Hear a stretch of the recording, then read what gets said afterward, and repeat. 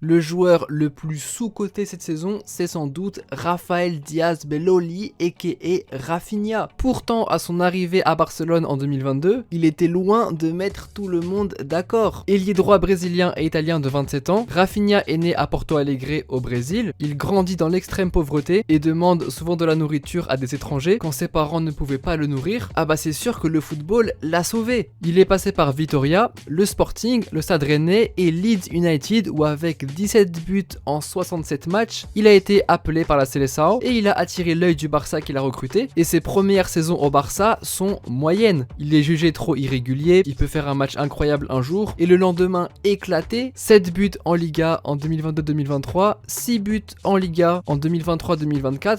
Et là, on est en octobre et il est déjà à 10 buts en 14 matchs, dont 6 en Liga. Et attention, pas n'importe quel but, mais comment en 2 saisons au Barça il a pu se transformer? La réponse en un seul homme, Hansi Flick. Il a fait tellement de bien au Barça, comment tu veux qu'un joueur comme Rafinha ne puisse pas se transformer? Hansi Flick a complètement restructuré l'équipe en donnant de la force aux jeunes, alors que son poste est initialement ailier droit. Bien sûr, en raison de la présence de Lamine Yamal à droite, Rafinha tu te doutes bien qu'il n'allait pas jouer à droite. Du coup, Rafinha s'est vu recentré dans l'axe et également en tant qu'ailier gauche, et il s'est parfaitement adapté au plan de jeu. Julien Stéphan, son entraîneur au Stade Rennais, disait « Il peut jouer avec un attaquant dans une position axiale ». Ah bah oui, puisqu'il faut préciser que Rafinha, il est très bon aussi des deux pieds, mais pourtant Rafinha n'était pas rassuré. Lorsqu'il m'a dit qu'il fallait que je joue un autre poste, je n'étais pas du tout chaud, mais avec le temps, je me suis rendu compte que pour jouer dans un grand club ou une équipe nationale comme celle-ci, il faut savoir s'adapter et vouloir continuer à progresser. Une belle maturité qui lui a permis de scorer 6 fois en Liga cette saison, soit autant plus que la saison dernière. Et on est qu'en octobre.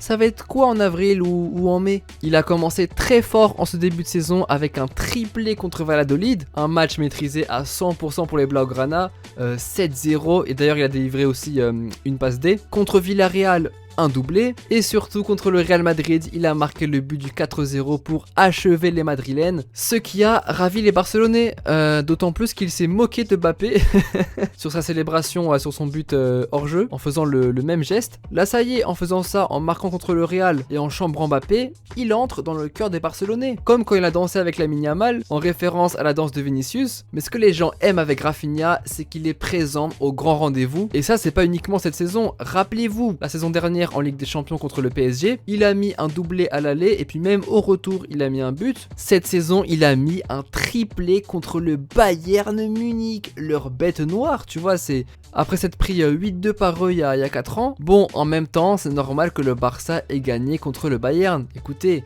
c'est Hansi Flick l'entraîneur, c'est lui qui a mis 8-2 au Barça, donc il les connaît par cœur, il connaît ses lacunes, il connaît les faiblesses. Le Barça a appliqué le proverbe, bravo à eux. C'est réussi, triplé contre le Bayern, quand même, c'est fort. Rafinha est sur une excellente lancée, que ce soit en Liga ou en Ligue des Champions. Les grands matchs ne lui font pas peur. Il l'avait déjà montré la saison dernière, mais là c'est bel et bien la saison de la confirmation pour Rafinha. N'hésitez pas à me dire ce que vous en pensez en commentaire et si Rafinha fera une grosse saison, oui ou non. En tout cas, selon moi et selon beaucoup de personnes, dont les Barcelonais, vous allez me le confirmer, Rafinha c'est clairement le joueur sous-coté ou le joueur à suivre cette saison. Et puis si tu veux que je fasse une vidéo en présentant un autre joueur, ah bah écoute, tu me le dis en commentaire. Et puis nous on se dit à très vite pour une prochaine vidéo. Et allez, tchuss.